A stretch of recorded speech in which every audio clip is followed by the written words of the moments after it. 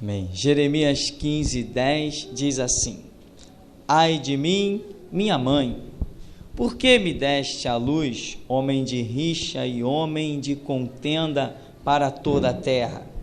Nunca lhes emprestei com usura, nem eles me emprestaram a mim com usura, e todavia cada um deles me amaldiçoa. Amém? Podeis sentar. O profeta Jeremias está lamentando uma situação, e a segunda parte do versículo diz: olha, eu nunca lhes emprestei com usura, nem eles a mim. Ou seja, nós não temos nada em comum, ninguém deve nada a ninguém. Por que esse povo está me amaldiçoando?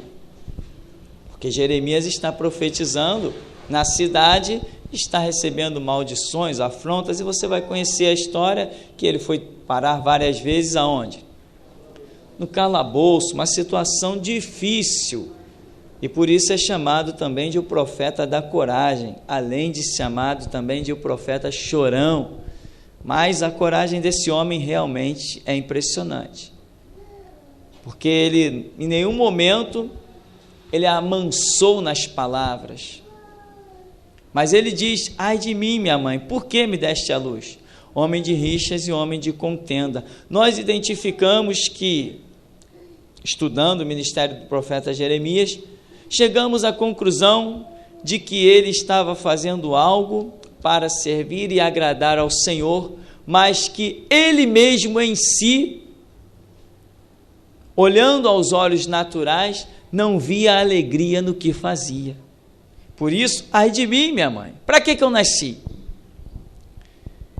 Irmão, você tem que ser o que Deus diz que você é. Amém? Tem que ser assim. Por isso a Escritura diz que o Deus de paz guardará os vossos corações e a vossa mente em Cristo Jesus. Porque se você colocar o seu coração e a sua própria concepção, a sua mente, à frente das questões, você jamais será o que Deus quer que você seja. Jamais será. Se você não souber colocar as coisas de lado para obedecer, ou seja, se enquadrar realmente como servo. Deus só é Senhor quando eu não o questiono. Se eu o questionar, Ele não é mais Senhor. Pelo menos não será na minha vida, porque Ele não aceitará ser um Senhor vivendo à base de questionamentos. Se eu sou servo, eu tenho que ouvir e obedecer. Qual o resultado? Não sei. Vou ficar morto? Não sei. Vou ficar vivo? Isso não importa, não interessa.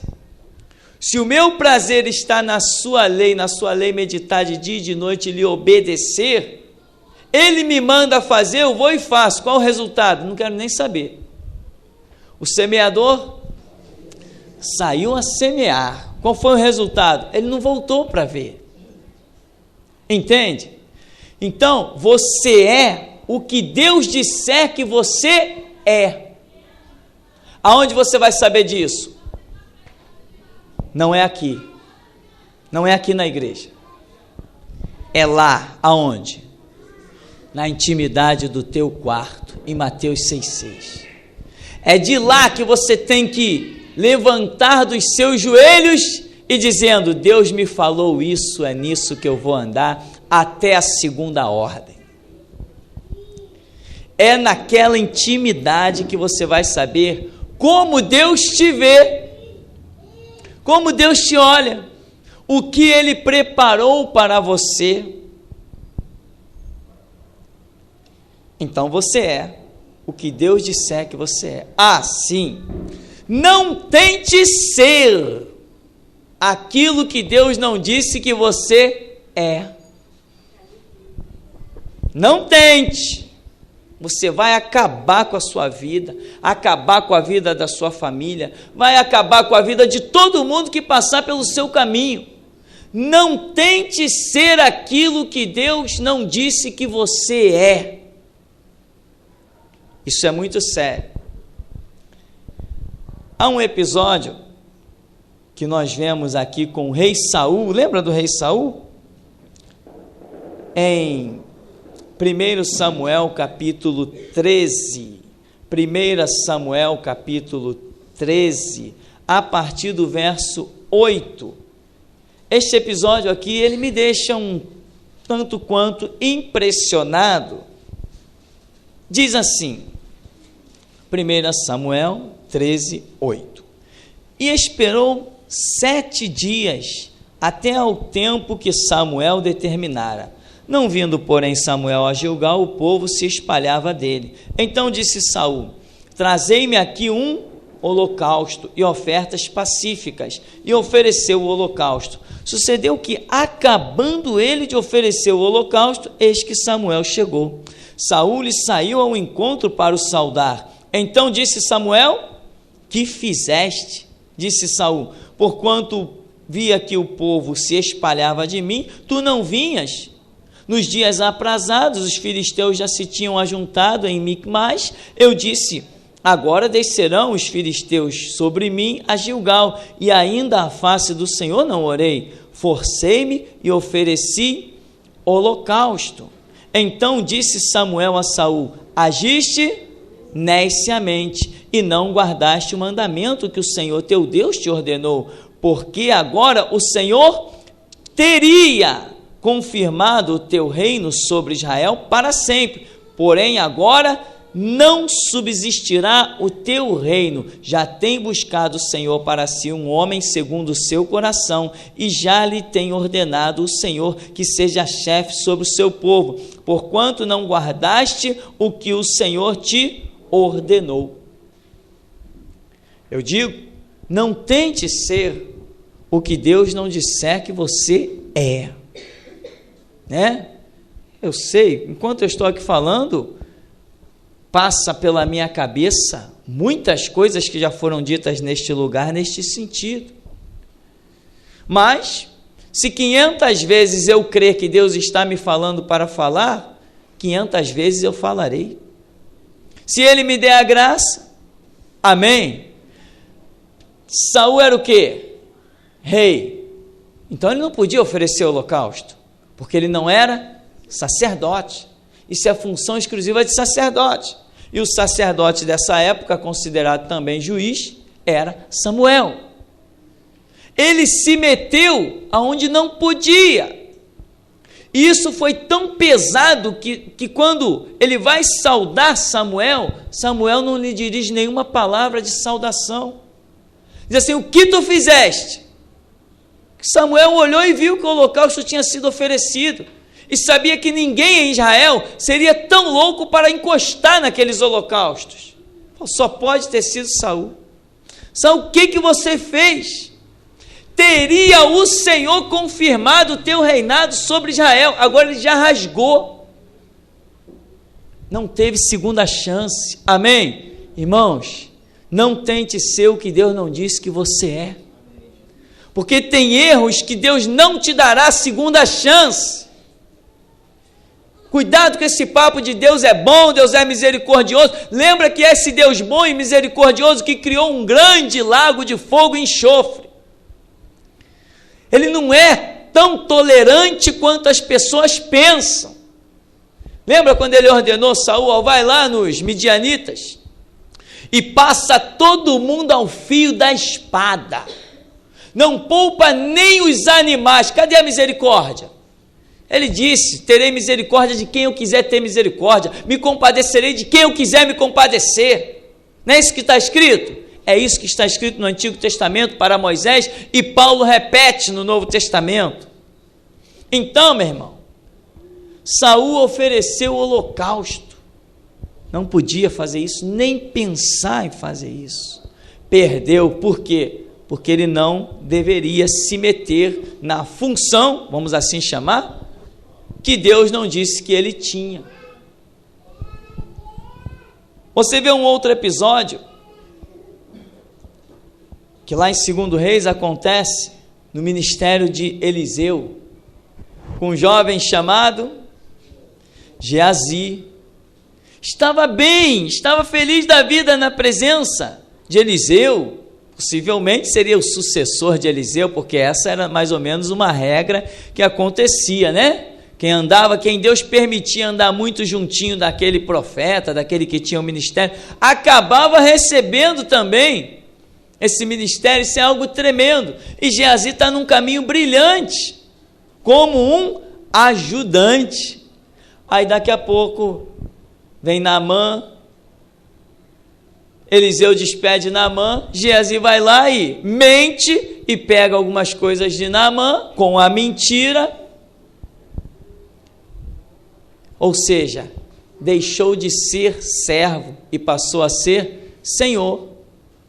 Tinha uma palavra de Eliseu: pode ir embora, não quero nada teu. Geazi foi lá e contrariou a palavra daquele que estava acima dele. Não, olha, vieram, ainda mete Eliseu na mentira dele. Vieram aí uns homens lá da montanha, uns profetas, e o meu Senhor me mandou, olha só como é que as coisas podem acontecer. O meu Senhor me mandou até você para pegar aí uma muda de roupa. Ah, não, leva o que você quiser, tá bom, obrigado, joia. Se meteu no que não lhe competia, no que não lhe cabia. Nunca tente ser aquilo que Deus não disse que você é. Quando ele chega na presença de Eliseu, Eliseu: onde tu foste? Não fui a lugar nenhum. Já estava acostumado com a mentira. Não foi a lugar nenhum. Mentiu para Naamã e agora está mentindo para Eliseu. Ah, tu não foi a lugar nenhum? Como é que o Espírito Santo aqui, me fez o meu espírito ir contigo? Eu tive a visão de você subindo no carro do homem, pegando as mudas e descendo. Quer que eu te diga as cores dela? Até para mim você já acha que pode mentir? Já que tu quis as roupas que ele tinha de presente, fica com a lepra dele também de quebra. Amém? Porque o meu grande medo, hoje alguém veio conversar comigo: pastor, vamos abrir trabalho e não sei o que, ampliar a visão do ministério. E eu fazendo assim, sinal de não para a pessoa. E ela falando, e eu: vamos ampliar, que olha, já pensou o bairro tal, não sei aonde, vamos fazer, abrir igreja. E eu só fazendo assim. Quando a pessoa deu brecha, eu falei: aqui não funciona assim. Aqui eu só faço o que Deus me mandar fazer. Não vou cair nunca. Se eu continuar todos os meus dias fazendo o que Deus me mandar fazer, eu vou estar de pé sempre. Eu vou ver a glória de Deus sempre. Eu vou desafiar as legiões de demônios que existirem nesse mundo e vou pisar na cabeça de todos eles sempre. Se eu fizer somente, como um bom servo e escravo de Cristo, somente o que Ele me disser para fazer, nunca os meus inimigos me verão caído. Nunca me verão estendendo a mão para pedir esmola a ninguém. Nunca me verão necessitado, nu e desamparado. Nunca. Eu tenho que saber o que Deus tem comigo. Eu tenho que ir aonde Ele me envia. Eu tenho que falar e não engolir uma vírgula do que Ele me mandar falar. Vou estar de pé sempre. Pode quem quiser desejar o meu mal com macumba, quimbanda, umbanda, feitiçaria, bruxaria, olho grande, mal olhado, pode fazer o que for. Pode roubar minhas roupas e levar para magia negra, voodoo, candomblé, pode fazer o que for, eu sempre vou estar de pé. Aleluia. Se andar segundo aquilo que Deus me disser para andar. Mas algumas pessoas acham isso meio complicado. O rei Saul achou complicado. Geazi achou complicado. Não, eu estou cansado dessa vida de ajudar Eliseu. Ô Naamã, me dá aí algumas coisas aí. Saul também ficou meio cansado, daquela vida. Eu sou só o rei. Sou só o rei. Eu vou dar uma de sacerdotes também. Lembra que lá no Antigo Testamento, ainda em 2 Crônicas, capítulo 26, teve um rei que foi oferecer incenso, e a lepra saiu na testa dele, os sacerdotes querendo expulsar ele do templo, e ele resistindo, não, mas você não é sacerdote, não, você não tem essa função, não, mas eu quero oferecer incenso também, eu sou o rei, e ele insistiu, de repente a lepra saiu no rosto do homem, e o resultado, ele teve que ser expulso do templo, ele mesmo, a Bíblia diz que se apressou em sair, porque ficou com medo, a lepra já tinha saído na face dele, e diz a Bíblia que ele morou todos os seus dias enfurnado dentro da sua própria casa, sem nunca mais poder colocar o rosto na rua. Isto é que é Deus, justo, íntegro. Tu é rei, não é sacerdote. Ah, quer pisar no sacerdócio? O meu juízo é esse. Eu amo esse Deus de justiça, de verdade. O ser humano, ele tem que aprender a ser servo. Aleluia. Tem que aprender. Você pensa que quando eu vejo Deus baixar o chicote, que eu digo tadinho de alguém, eu não digo mesmo. Porque esse Deus de misericórdia e amor, ele é tremendo. Ele nunca chicoteia sem primeiro mostrar o chicote. E é por isso que eu creio na justiça desse Deus. Se ele bateu o martelo, está bem batido e ele é inquestionável. Se alguém cair no abismo é porque quis cair, porque avisar ele avisa, mostrar ele mostra, aprainar o caminho ele apraina. Sim ou não? Amém. Glória a Deus. Esse é o Deus que conhecemos. Agora, se ele me chama para um caminho, eu quero ir para outro, aí eu tenho que aguentar o que vem pela frente. Lembra de Paulo? Paulo sai de Jerusalém apressadamente, Atos 22, o próprio Paulo dá testemunho dessa experiência que ele teve com Jesus num arrebatamento. Sai de Jerusalém, não receberão teu testemunho, eu vou te enviar para os gentios de longe. Não, Senhor, sabe como é que é? Eu apedrejei Estevão, eu fiz, eu aconteci, eu persegui, Paulo sai de Jerusalém. Não, Senhor, tá bom, então fica. Fica. Não tenho mais os gentios de longe, não tenho mais as tuas mãos curando enfermo, nem expulsando demônio, não tenho mais a glória, a plenitude do meu Espírito sobre a tua vida. Tu quer ficar em Jerusalém? Eu tenho uma cadeia fria para você dormir nela. É assim mesmo. Isto é que é Deus tremendo. Insistiu, levantou um monte de profeta no meio do caminho. Mulheres profetizaram, Paulo não vai a Jerusalém. Os irmãos disseram, Paulo não vai a Jerusalém. Vem o profeta Ágabo e diz assim, Paulo não vai a Jerusalém. Não bastou, Jesus arrebata ele, traz ele cara a cara e diz, Paulo, sai de Jerusalém. Não adiantou, então vai para a cadeia fria, vai lá. Amém, meu irmão? Não adianta, você é o que Deus disser que você é.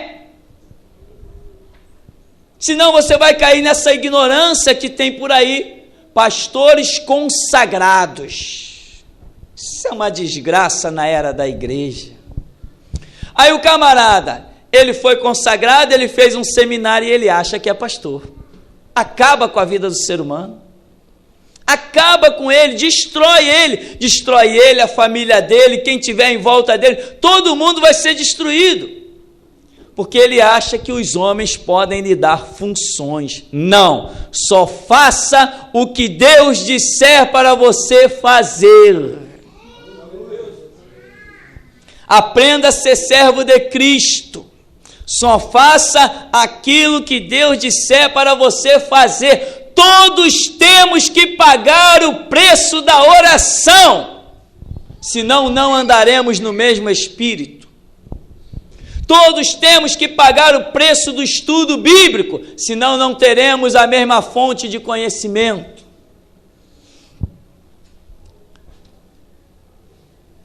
Nós vemos ainda o rei Davi. O rei Davi é interessante. Ele ofereceu holocaustos. E a Bíblia diz que caiu fogo do céu e consumiu o holocausto. Davi era rei, era profeta e era sacerdote. Quando ele ofereceu o holocausto, Deus simplesmente se agradou, porque tinha esta função com ele. Saul não tinha. Então, cada um tem que andar naquilo que Deus disser para andar. As funções do Antigo Testamento implicavam em ações diretas, utensílios, coisas que eram a figura do reinado de Cristo que surgiria. E hoje? Hoje também tem coisas, Deus continua separando pessoas, mas o que eu vejo mais terrível nos nossos dias são as palavras que Deus designa ao espírito de cada um conforme a função que ele tem. Você entendeu? Em Mateus 12, 36 e 37, diz que de toda palavra ociosa que os homens disserem, hão de dar conta no dia do juízo, porque por tuas palavras serás julgado, por tuas palavras justificado, condenado. Ora, o que é uma palavra ociosa? Uma palavra apressada, uma palavra impensada. Quando é que você fala o que não deveria falar? Quando você não está na posição de falar aquilo. Se você não está na posição de falar determinadas coisas, você não pode falar. O que tem o chamado do profeta Jeremias? Jeremias, você vai aonde eu enviar. Você fala o que eu te mandar falar. Irmão, não vá onde Deus não te enviou e não fale o que Ele não te mandou. Esta é a questão principal. Hoje nós vemos pessoas andando debaixo de terríveis maldições. Sabe por quê? Porque apenas falou, não fez nada. Não tocou em nada, não fez nada, apenas deu uma palavra para alguém e aquela palavra não lhe cabia. Hoje Deus continua levantando pessoas. Quem é pastor, pastoreia. Quem é profeta, profetiza. Quem discerne os espíritos, discerne. Quem tem dom de línguas, que fale língua estranha. Quem interprete língua, que interprete. Paulo fala, quem é ministro de louvor, que louve, que adore. Faça aquilo que Deus te separou para fazer. É assim que funciona. E nisto que Deus te separou para fazer, tu sempre serás bem-aventurado. Não queira sair da posição que Deus te deu. Só saia quando Ele te mandar sair. Aí Ele tem outra para você. Jeremias é o chamado mais tremendo que eu vejo.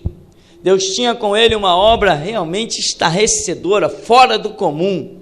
E por isso Deus já alertou a Jeremias de uma maneira impressionante, como eu não vejo alertando nenhum dos outros profetas. Jeremias recebe do Senhor a seguinte palavra: vai aonde eu te mando, fala o que eu te ordeno.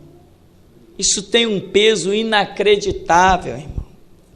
Nos dias de hoje, tem pessoas querendo ser pastor. Por quê? Porque o pastor é aquele camarada que mete a mão no dinheiro, né? É aquele que mexe com as ofertas. Esse é o pastor. É aquele que, para muitos, é o que desfila de carro novo. É o que frequenta restaurantes finos e luxuosos. Por aí tem isso, não tem? Tem, como tem? Eu tenho 20 anos de evangelho. Claro que isso tem por aí. E nem preciso pedir o testemunho de ninguém, que eu tenho visto isso por aí. Outros querem ser pastor por causa de destaque, por causa de um monte de coisa, e começam a lutar no braço da carne por uma posição que Deus não tem para eles. Qual vai ser o final dessa luta? Destruição, dores, angústias. Outros querem ser profetas, e esta é a parte engraçada da história. Outros querem ser profetas, meu irmão. Por quê? Porque profeta chama atenção, não chama? É um ministério tremendo, é um ministério glorioso. E muitos por aí que eu tenho visto começam a entregar falsas profecias. Porque Deus não tem aquilo com a pessoa e ele acha que ele pode obrigar o Espírito Santo a falar pela boca dele. Ele cria as suas próprias visões da sua cabeça e começa a entregar: eu estou vendo, estou sentindo no meu coração. Por quê? Porque são funções que as pessoas querem sem Deus ter dado. Mas quando Deus realmente dá, ele confirma o que ele dá. Ele confirma, ele faz a obra. Hoje, a separação que Deus tem feito, que eu vejo como principal, e eu quero repetir, é com as palavras. O Espírito Santo, ele coloca dentro do seu espírito as palavras de acordo com o chamado ministerial que ele tem na sua vida. Eu vou repetir isso. Se você puder anotar, é muito bom. Guarde, decore. O Espírito Santo, ele coloca dentro do seu espírito as palavras de acordo com o chamado ministerial que ele tem na sua vida. Muita gente já chegou nesse lugar e achou que podia pregar o que eu prego. Meu irmão, não pode. Deus falou que deste lado do hemisfério ele só tinha um homem para pregar restauração: eu. Não me interessa quem vai achar que eu, depois que vai ouvir esse CD, essa fita, vai achar que eu estou me exaltando. Não me interessa, ele falou, está falado, eu ponho a prova. Liga o rádio, liga a televisão e vê se tem alguém com coragem para rasgar o verbo como eu rasgo. As portas estão abertas, mas aqui não entra político, a não ser que seja crente, servo e renuncie à política. Jesus Cristo não tem homens na política. Aleluia. Tem alguém mais com coragem por aí na mídia, com espaço para falar? Não tem. Então não importa o que eles vão pensar, isso aí não interessa para a gente. Agora, as palavras que devem ser ditas, elas são acrescentadas ao meu espírito. Quando eu estou orando, quando eu estou estudando a Bíblia, quando eu estou dormindo, Deus me dá sonhos. E aquele sonho é como uma realidade. Quando eu acordo, tudo que foi processado no sonho permanece dentro de mim. O meu ministério de pregação, ele começou nas vigílias da noite, não comigo acordado, comigo dormindo. Eu dormindo tinha sonhos de eu pregando no púlpito, eu pregando nas ruas, eu pregando nos lugares, e quando eu acordava, nenhuma daquelas palavras escapavam.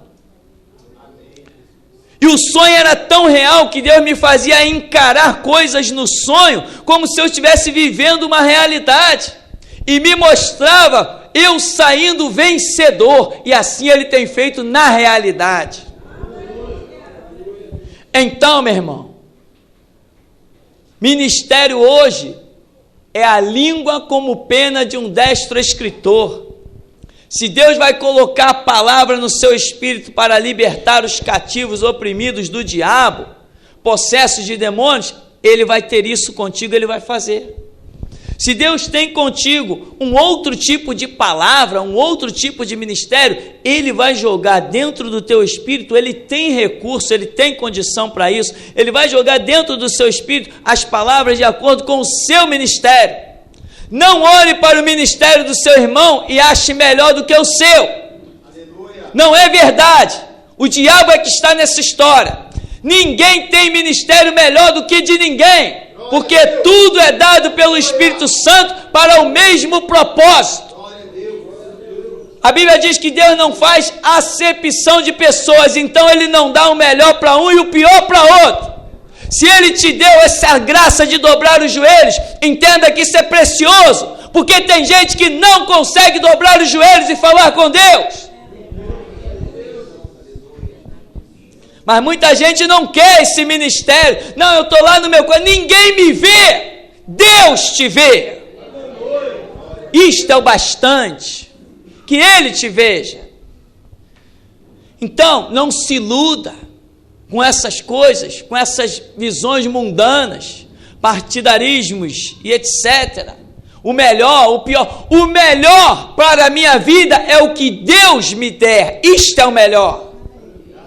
Porque Ele me ama, deu Cristo Jesus por mim, Ele só tem o melhor para mim. Agora, eu não posso ser um filho rebelde, querer discutir com o pai, querer questionar o meu Deus. Uma experiência interessante aconteceu alguns anos atrás, numa igreja que eu estava, e a esposa do pastor falava a língua estranha, e realmente era até uma língua interessante, bonita, era uma língua melodiosa, e tinha uma irmã que vivia pedindo a Deus o dom de falar língua estranha, mas clamou muito. Um dia no meio do culto a graça de Deus desceu sobre ela e ela começou a falar língua estranha, daqui a pouco ela parou e falou assim: ah, Senhor, mas essa língua eu não queria não, eu queria uma igual a da irmã. Isso pode parecer uma piada, mas isso revela a falta de crescimento espiritual das pessoas. O que Deus tem para você, isto é o melhor. Não troque isso. Mesmo que ninguém te veja, as pessoas te olham lá no fundo da igreja, cadê você? Você é um zero na vista de alguém. Você é inexpressível, você não aparece, mas e Deus, como que Ele está te vendo?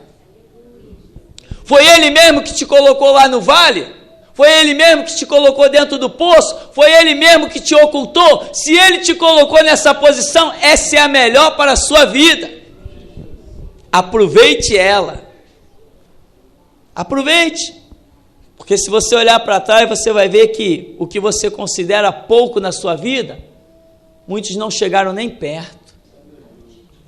Tem gente ainda do lugar de onde você saiu, se curvando para os bonecos de gesso. De onde você saiu, ainda tem gente adorando a rosa. E você acha que você recebeu pouco? Então, querido, quem é você?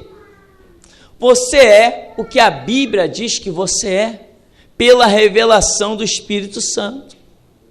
Deus não tem todos com chamado pastoral, nem todos são profetas.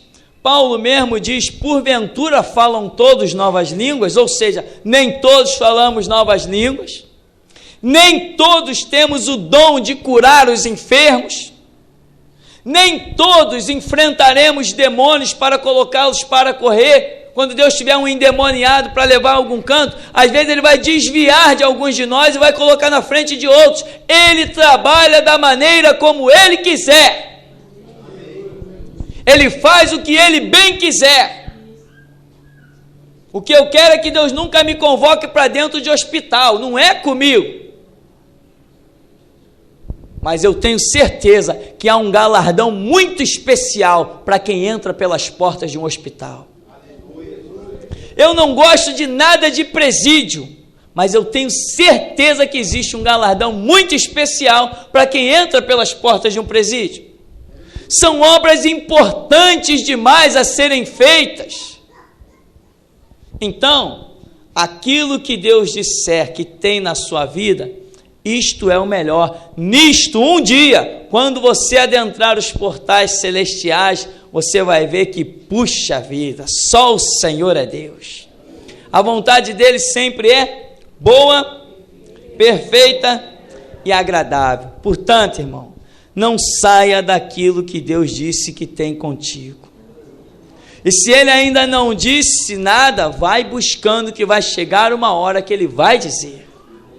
Vai chegar uma hora que Ele vai falar. Vai chegar uma hora que Ele vai direcionar. Ele vai mostrar. Pois Ele diz: clama a mim, responder-te-ei. Não se julgue inferior. Não se julgue menos privilegiado, vamos assim dizer. Apenas entenda que servo é aquele que recebe a ordem do seu Senhor e executa. Se Deus te chamar para rei, reine. Se te chamar para profeta, profetiza. Para intercessor, ore. Se Deus te chamar para sacerdote, ofereça os holocaustos. Faça aquilo que Deus te mandar fazer. Porque você tem que ser e se posicionar naquilo que Deus disser que tem contigo. Amém. O Senhor nos abençoe em nome de Jesus.